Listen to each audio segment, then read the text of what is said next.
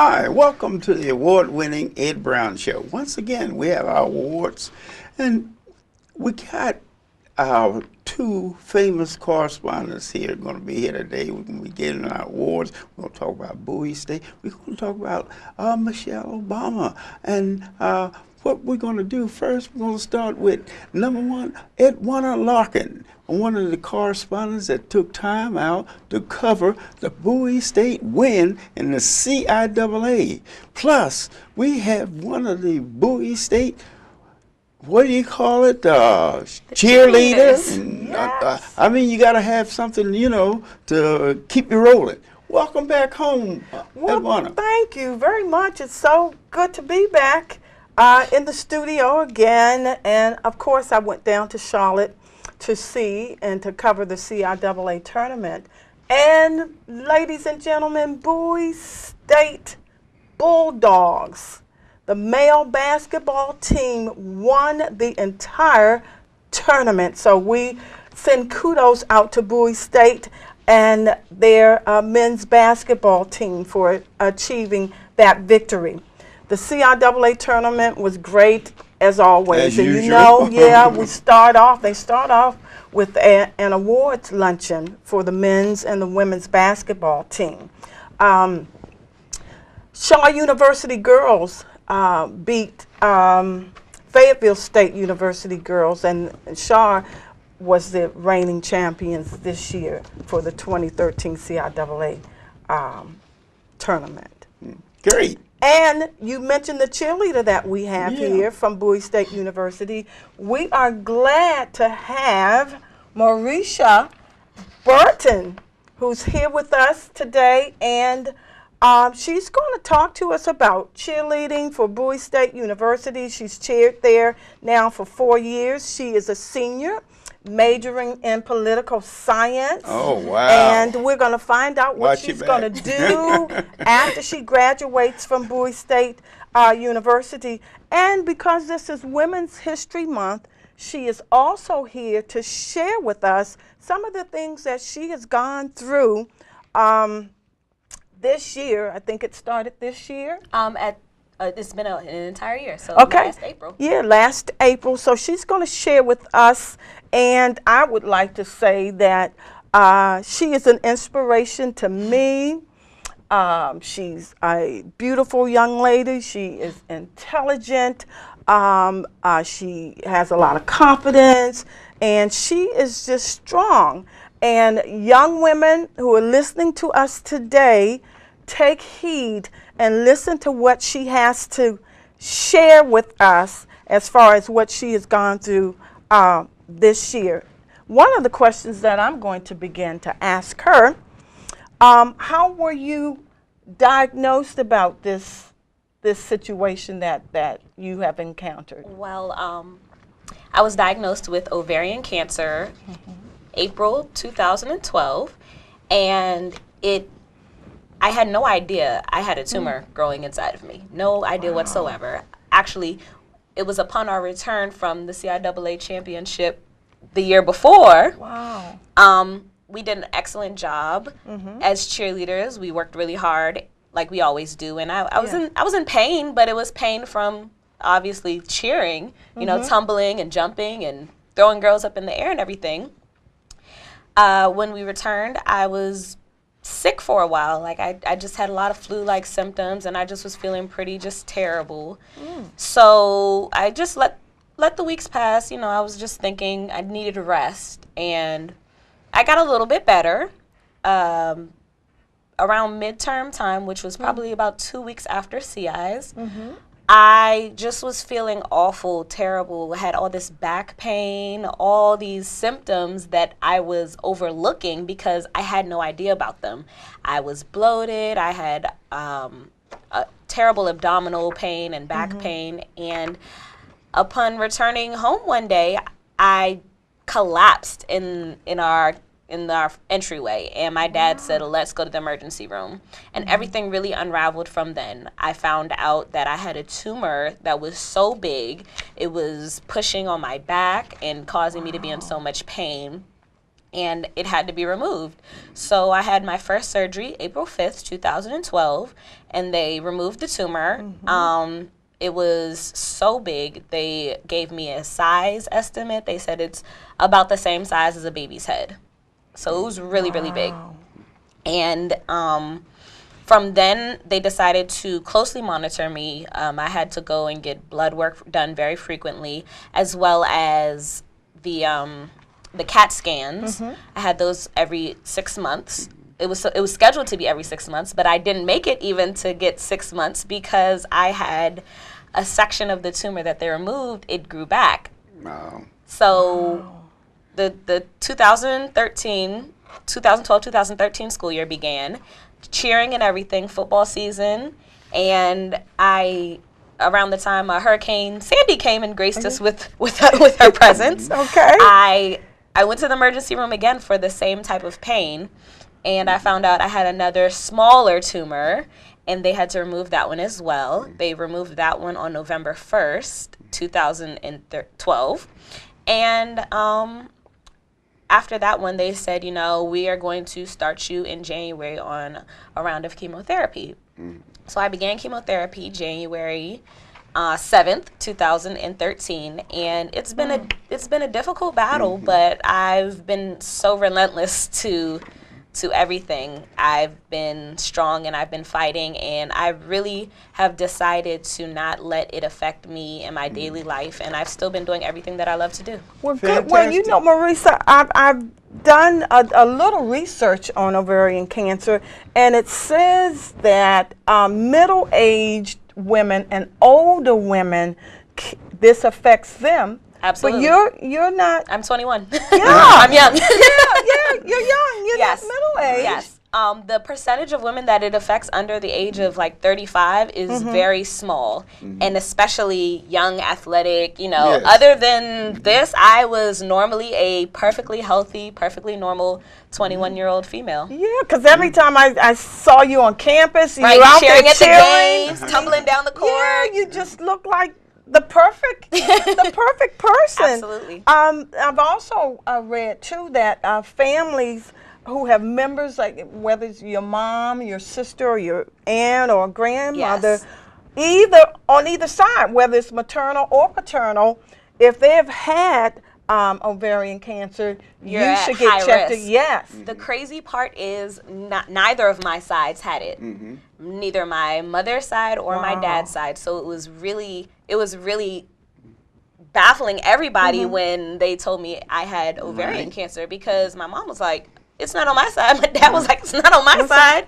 So you should definitely get checked. And with all of the, there is no, really, honestly, it's so hard to detect ovarian cancer because, symptoms don't show up in your regular checkups or your yearly exam, with your gynecologist. So you definitely have to be very careful, and you have to know the symptoms. You have to be aware of your body, and you have to be able to notice, if you're bloated or frequent urination or pelvic pain, abdominal pain, all those. If those exceed 2 weeks, you definitely need to go get checked out. Yeah, and I understand too, women with endometriosis, they are at high risk. High risk as well. Yeah. Okay. Edwana, you have a presentation you want to make to Mrs. Burton? Yes, I do. I've been reading a book. My auntie gave me this book. It's entitled Girl Power. Oh, wow. And there are little vignettes in here about stories of smart women and strong women and super real women. I know Jackie Joyner Kersey is in here, Gail Devers, and their stories as to how they went through whatever they had to go through. These are women who persevered. And I think Miss Burton is a woman that has persevered and will continue to persevere. And I would like to present this book to you, Girl Power, because you're girl power and all of that. Thank you so very much. I will definitely, these stories like these, they always inspire me. And I started blogging about it. Yes. And so I actually hope to be in a book like this one day. Just Yes. an inspiring story about my journey, with ovarian cancer. Very good.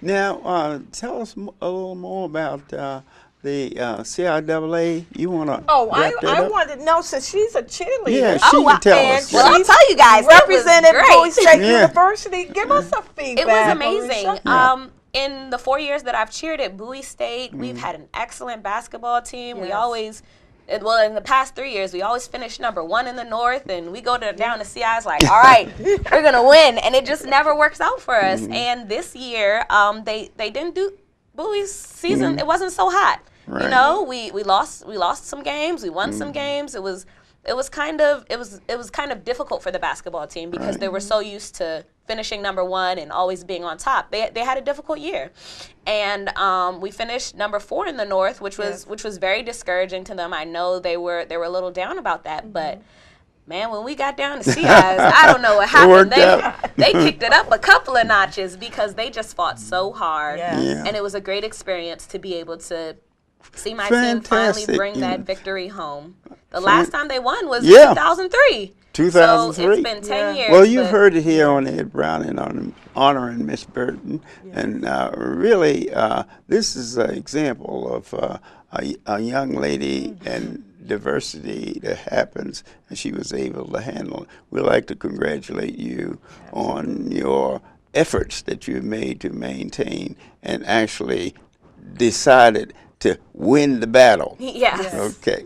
Okay, this has been Ed Brown. We're going to talk about Obama and his wife and about what she's doing and things like that with the other half of this dynamic duo of Dr. Eugene Williams and you know who, Edwina Larkin. They do a terrific job. See you in a second.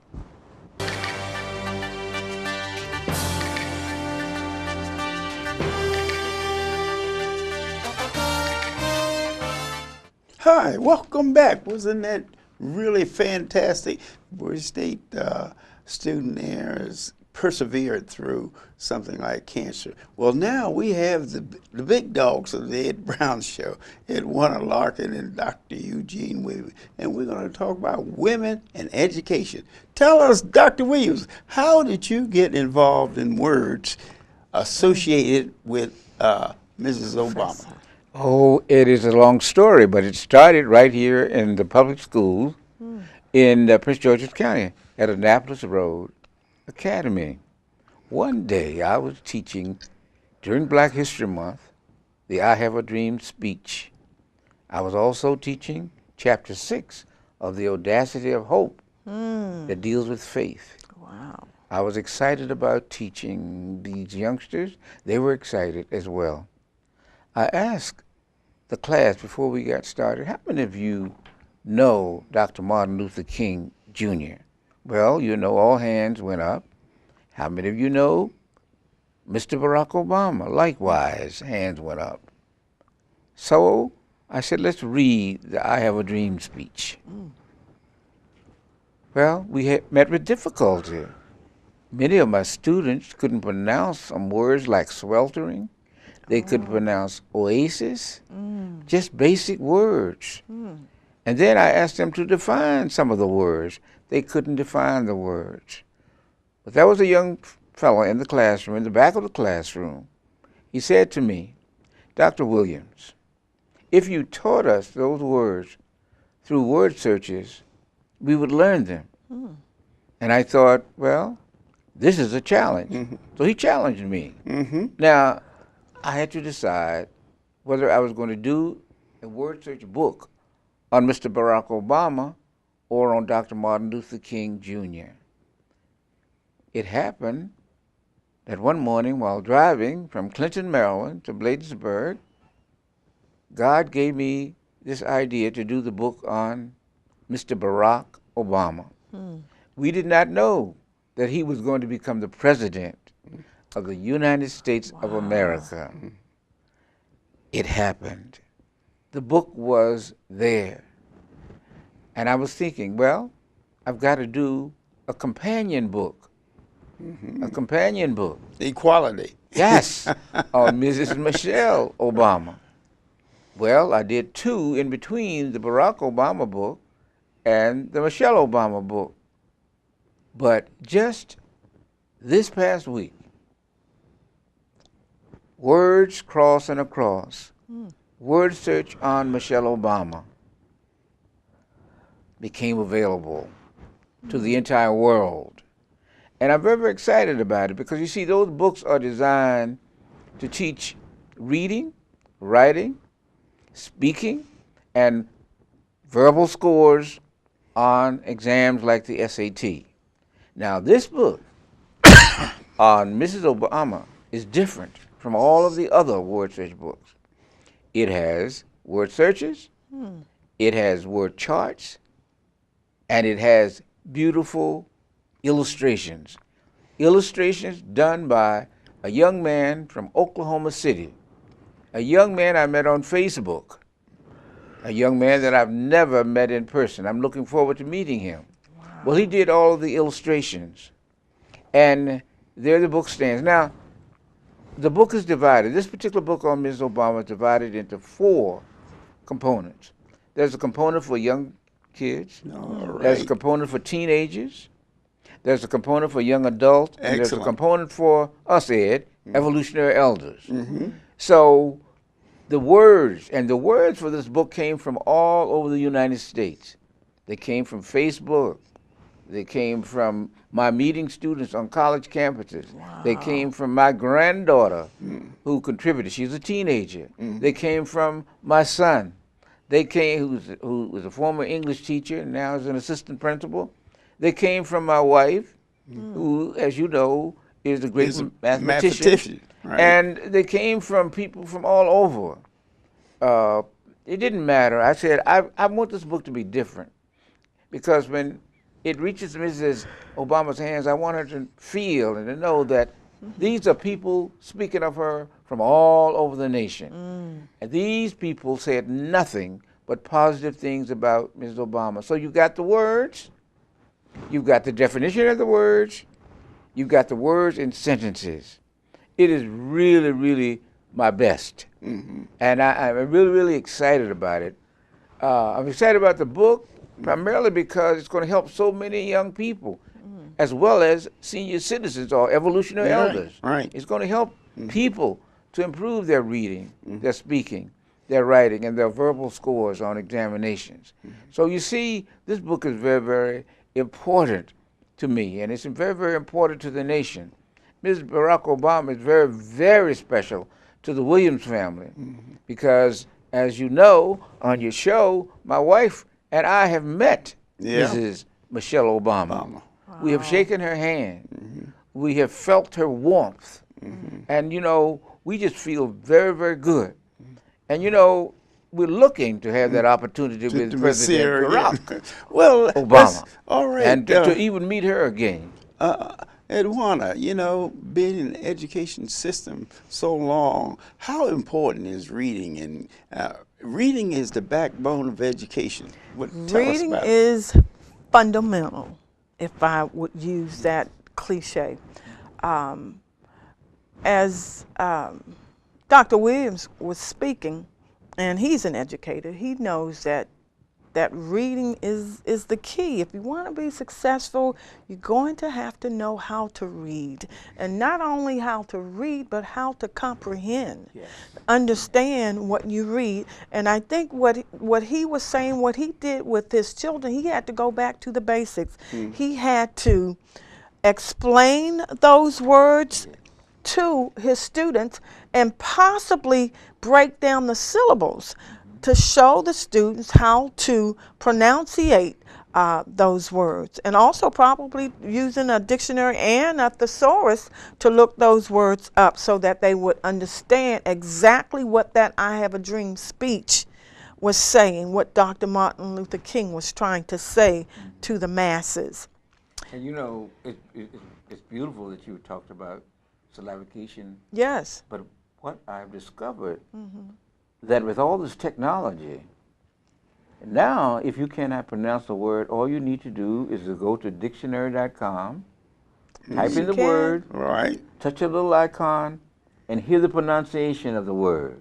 Yes. So I say there's no excuse. It's easy, I tell yes. parents there's no excuse. They say, I can't pronounce that word. Uh-huh. You don't. You have a computer in your room? Do you have an iPhone? That's the what do you have? that's the positive things about the electronic That's age. the positive thing. Yes, and you can do it by yourself. You don't Yes. have to have anyone in the room Yeah. with you. You can do it. No one. You don't have to rely on anyone. That's You right. can do it yourself. Absolutely. And see, Absolutely. youngsters, they play with these different iPhones and the electronic advances, and that is a positive thing Yes. for the electronic advances because Yes. you can get involved with these things that you're talking, words Absolutely. and arithmetic to math, whatever, yourself. You Whatever don't- subject. Yes. I met a gentleman yesterday, 57 years old. He's enrolled in college. Mm-hmm. But he said to me, I cannot read well. I cannot pronounce the words. And what did I say? I said, you have a computer, don't you? He said, yes, I have a computer. I said, don't worry about it. Go to that computer, type in that word, listen to the pronunciation of the word, Yeah. and become a better reader. He said he was going to do that. Excellent advice. Now, 57 years old Wow. and cannot read, cannot pronounce words. He cannot understand what he's trying to read. Yet he is in college.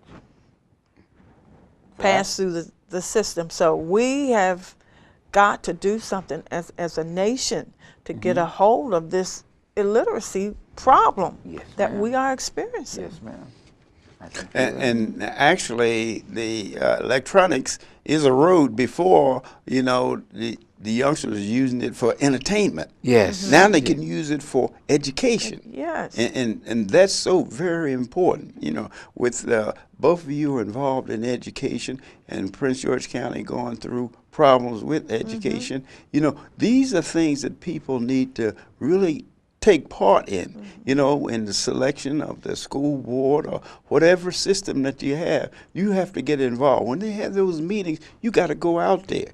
I mean, the parents can't use as an excuse. And like you're saying now, the youngsters are more proficient with the electronics than the parents. Ed, I want you So- to know, and I met the interim superintendent of schools of Prince George's County, and he invited me Dr. in. Crawley. Yes, for a meeting.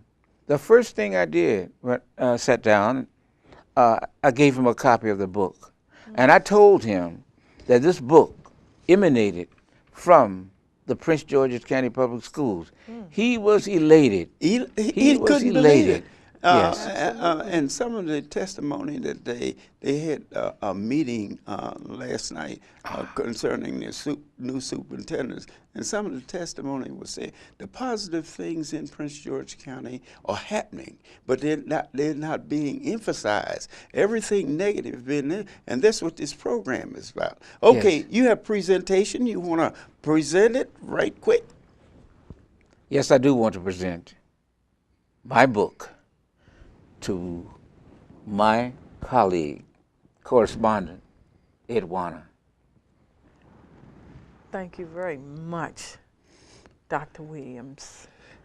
Words cross.